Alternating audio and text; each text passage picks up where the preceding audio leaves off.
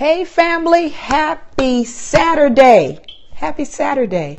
Here in Sacramento, California, it is the second day of fall, but it's also like 100 degrees outside. Isn't that crazy?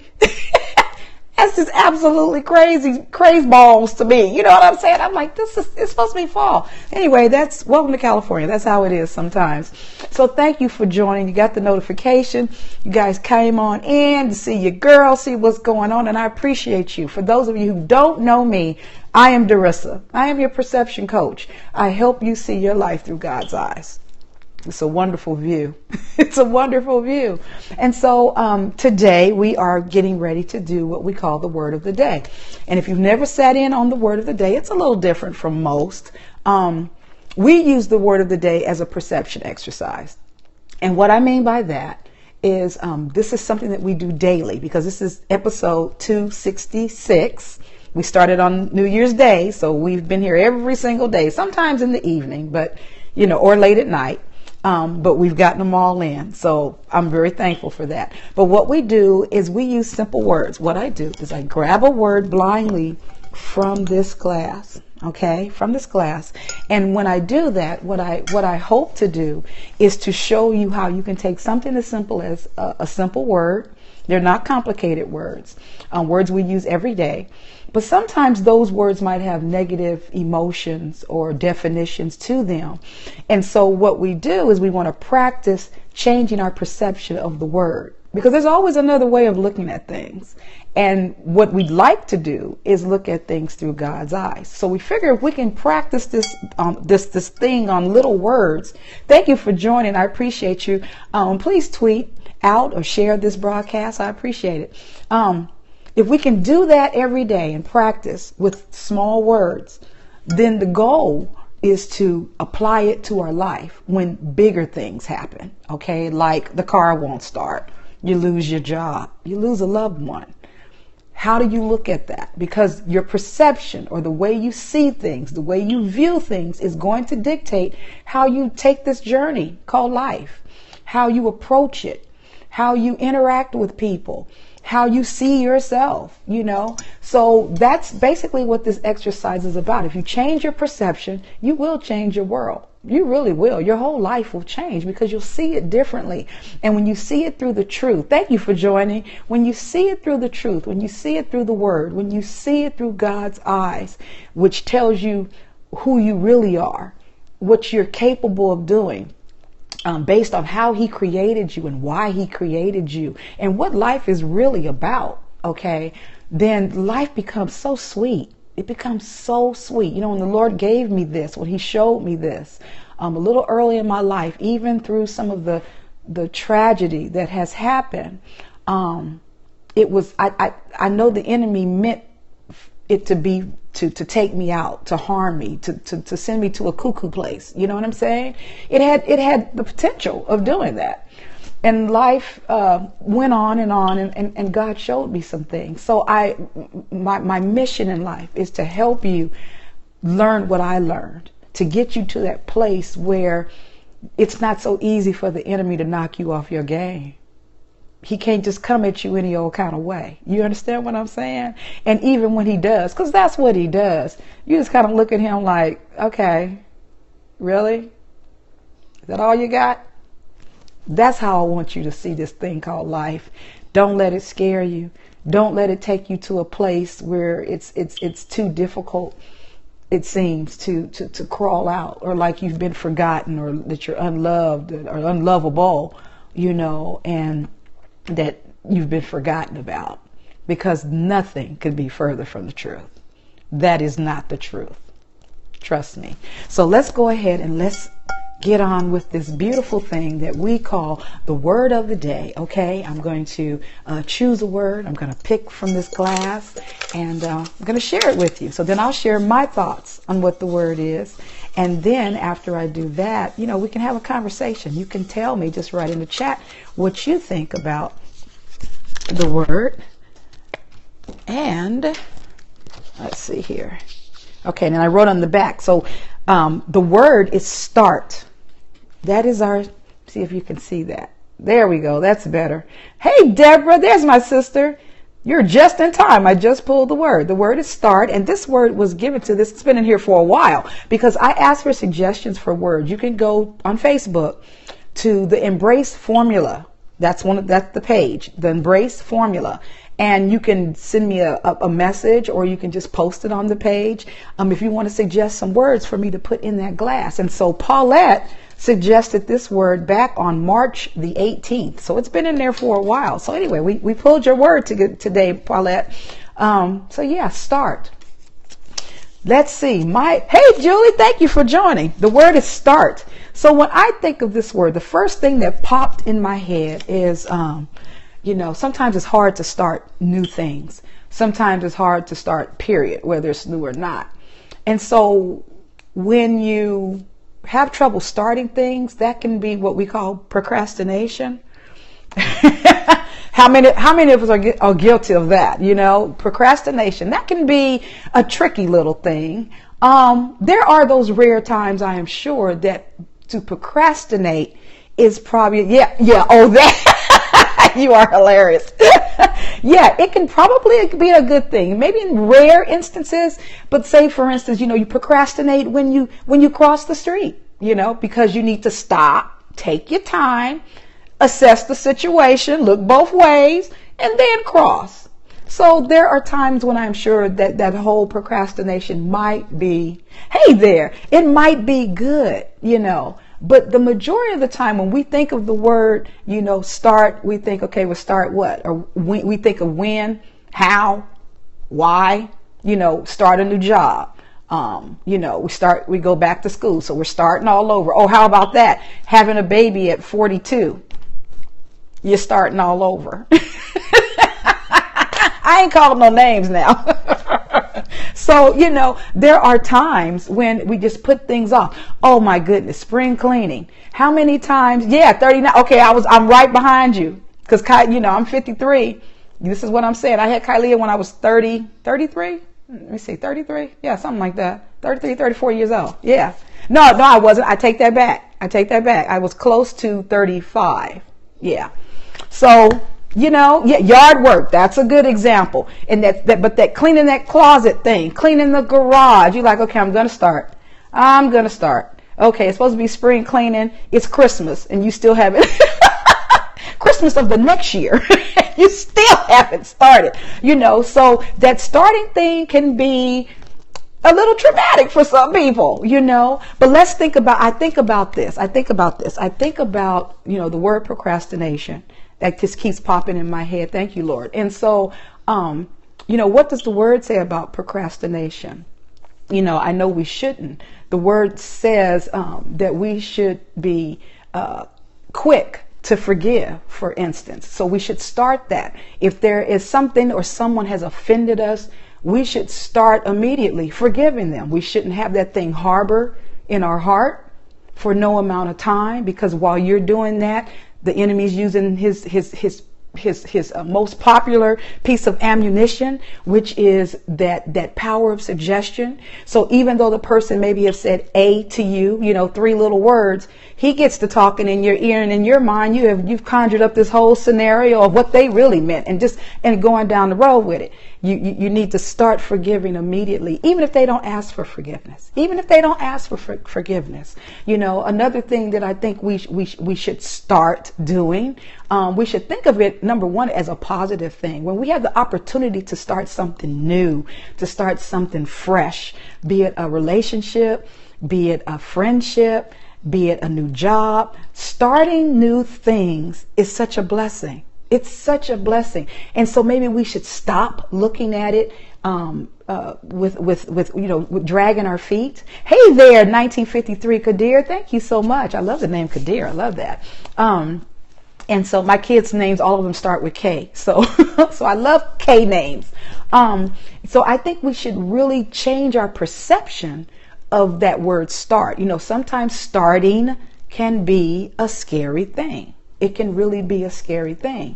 And so let's change it. Let's take the fear out of it. Let's stop procrastinating. Let's see what the word says about, I don't know what we're going to find when it comes to start, but let's go to my favorite website, gotquestions.org. Hey, Lady Denise, thank you for joining. I just want to show you our word. Our word is start.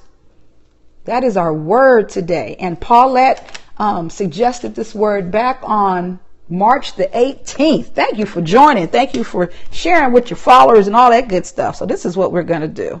We're going to say, what does the Bible say about procrastination? Yeah. Okay. Gotquestions.org. What does the Bible say about procrastination? Here we go. Procrastination is the act of willfully, I love when they give a definition, the act of willfully delaying the doing of something that would be done.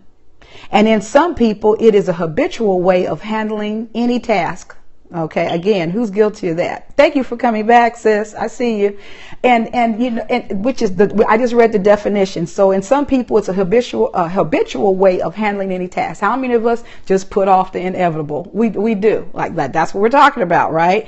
While the word itself is not found in the Bible, we can find some principles to help guide us. Sometimes procrastination is the result of laziness. Oh, thank you for the super heart, sis. I appreciate you. Thank you. And the Bible has plenty to say about that. The Bible commands hard work and industry. That's found in Proverbs 12:24 and 13:4. And it warns against sloth and slackness. That's found in Proverbs 15:19, 18, and 9. One cure for procrastination is diligence, regardless of the task. See, we were on to something, you guys, to look at this thing differently and be diligent about it. I love it. The Christian should be supremely motivated to be diligent in his work, since he is ultimately serving the Lord. Hello, Tammy. Thank you so much for joining, sis. Whatever you do, now this is Colossians 3:23. It says, whatever you do, work at it with all your heart, as working for the Lord, not for man. If we put our hearts into our work, as this verse says we should, we will probably find it difficult to procrastinate so much. That is so true.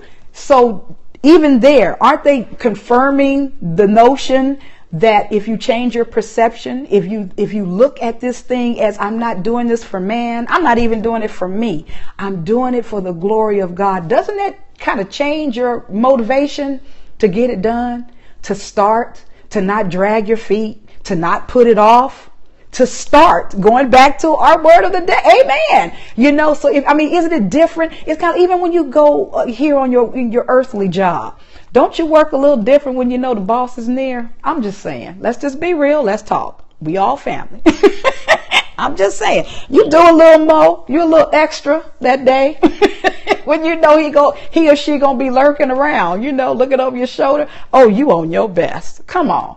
So, you know, if you know that you are doing this, and especially like me, I was talking to another sister on Facebook and Messenger, and we were talking, and I threw some hashtags at her, hashtag God's children, hashtag Kingdom Kids, and thank you for joining again, sister, hashtag represent.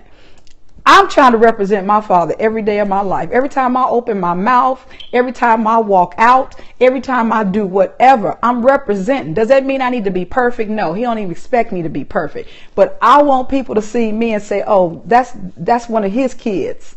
That's his brat. That's why I take the handle. I'm putting it out there. I want you to know who I identify with and who I say I am. So if I'm representing him, everything I do needs to be or fall in line to resemble him. Okay. So me starting things, me not procrastinating. Jesus went about doing good. He didn't put it off. He didn't put it off. He came down here for 33 years and did what he had to do. He had a mission. He could have said, nope, I ain't doing it. They ain't worth it. They too hard-headed. He could have said all kind of things and just refused. But he started this day one. The way he was born, he served. He started serving from the gate. From the gate, the way he was born. He didn't come here to be served. He was born in a lowly manger. If you know what a manger is, that ain't cute. I'm a germaphobe. So, anything that cattle and everything been eat, that's not cute. The Savior of the world, he came to serve, and he didn't put that thing off. He started serving, I'm sure, as soon as he could walk and talk. I think he's 12 years old when he was in the synagogue teaching the scholars. So, I want to live a life in such a way that when something is brought to me, when the Lord allows a certain thing, a mission, a task, a good word, whatever he puts in my way to deliver, I want to start on it immediately. I don't want to put it off. I don't want to procrastinate because I'm doing it for him. So I will never be able to come up with a good enough reason to put it off, so I'm loving this. I'm loving this word. I'm loving the word start. And I think it's something, maybe it's a word we don't think about that much. It's such a simple word.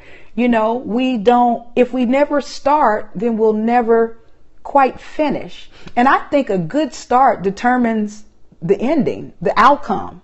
I mean, if you think about it, if you start something kind of grudgingly and just kind of dragging your feet and kind of half behind do it, and, then the outcome or the end result to me, it's not worthy. It's not your best. But if you start with the attitude of, I'm excited about this, I'm accepting this, I'm all in, all in, I know that the outcome is much better. I know that it will glorify. I know that it will do whatever it is it's intended to do, whether it's to uplift someone, whether it's to show someone the way when they're feeling doubtful, whether it's you just being an example. Because a lot of times you don't even know when people are watching you. You really don't. You really don't. So why not start everything on the good foot? On a good foot, on a good note, on a good, not your cadence, but a good attitude. That's what I'm trying to say. A good attitude, and just go for it. Just do your best. Let me see what else is here. The Bible says, okay, so then GotQuestions.org says also, the Bible says that when it comes to some things, we should never delay.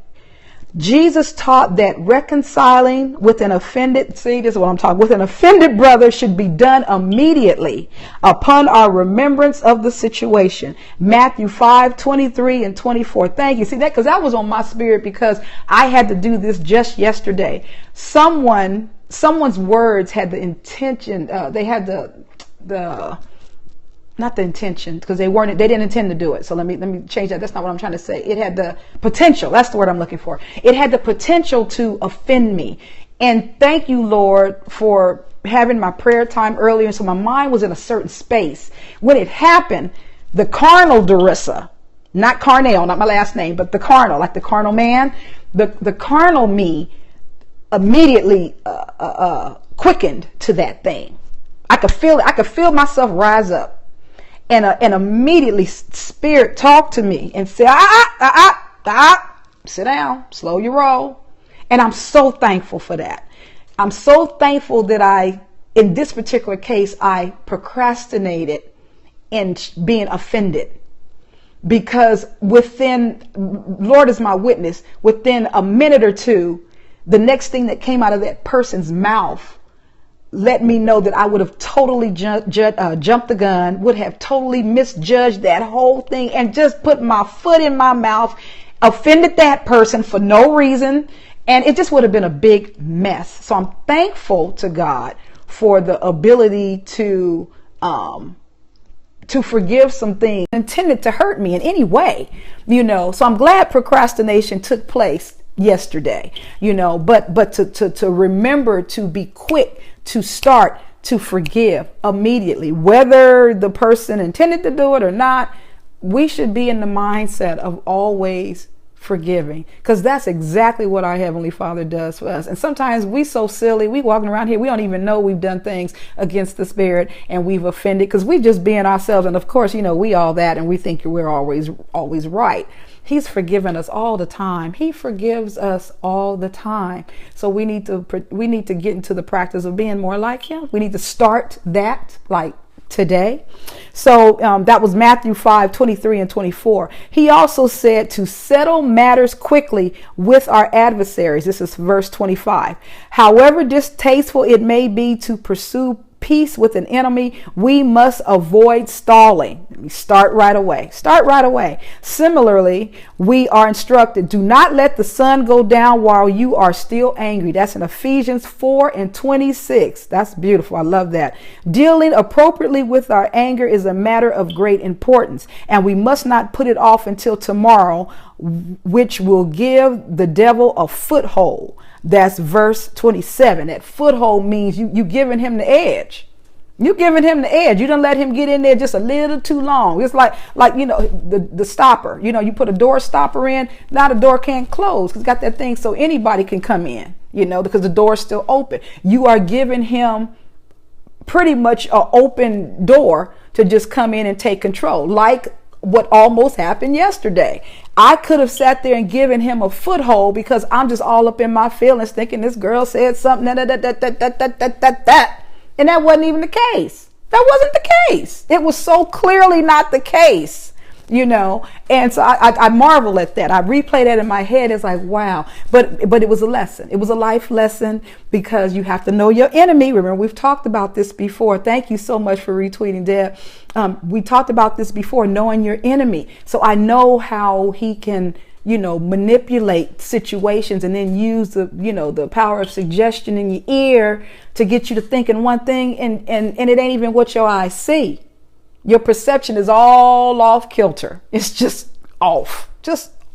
And mine was off for about 30 good seconds. And that was 30 good seconds too long, which would have done some damage to another person for no reason.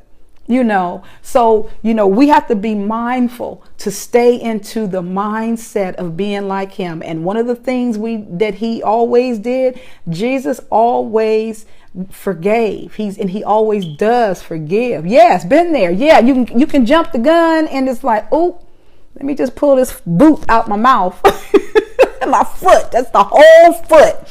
Wiggle the toes, just in there, And so, I thank God for the ability to be able to start. Right now, you don't need a special ceremony. You don't need a special, this pomp and circumstance kind of thing going on. Yeah, you better say that. Now that is the truth. Stop talking. And I'm guilty, Deb. I got the gift of gab. And another thing, I know the way I'm wired. Just like I talk fast, I hear fast. So I'm already processing. A lot of times, I know my husband talks real slow. And one of the major adjustments was, me just slowing down, not only in my talking, but in my thinking.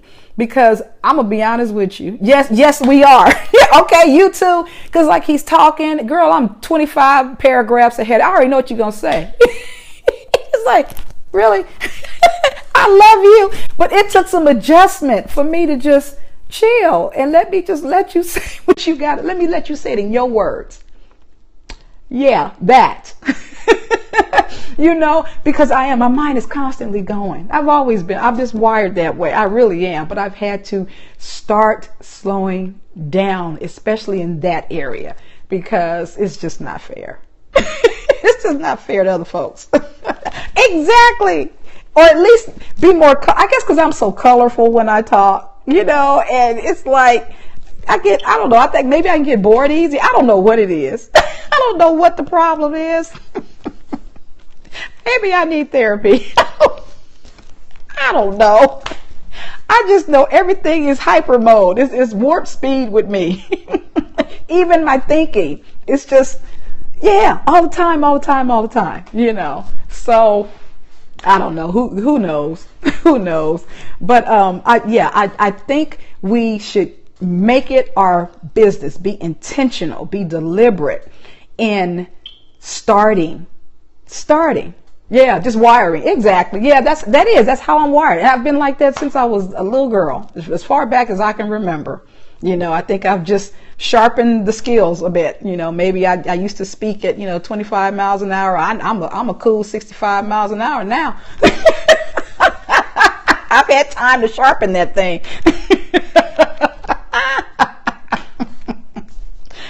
Oh, Lord have mercy. So, you got to laugh about it. You got to laugh about it. The differences we all have and how God has wired us, and just to celebrate that, all our little quirks, all our little silly things that we do. And I think it's beautiful. I really do. I really do. I see it as beautiful, because that's what makes each and every one of us unique.